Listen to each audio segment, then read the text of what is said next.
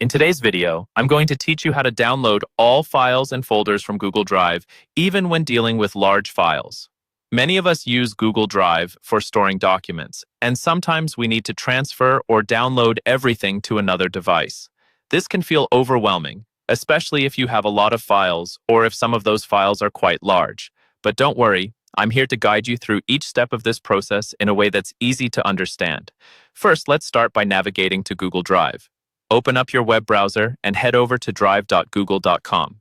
This is where all your files are stored in the cloud, and it's the starting point for our task today. Once you're on the main Google Drive page, you'll see all your folders and files displayed neatly.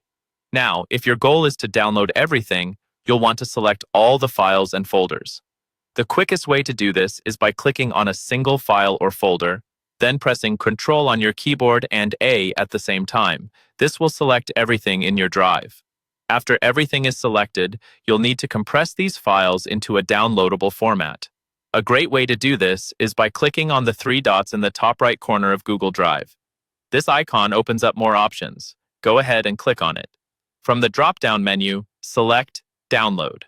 What this does is package all your files into a single zip file, which is much easier to download and manage than trying to download everything individually. Depending on how many files you have and their sizes, this may take some time, so be patient while Google Drive prepares your download.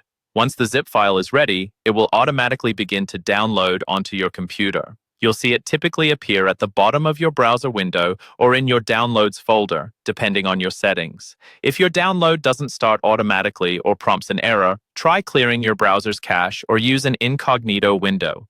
A fresh session often resolves these hiccups.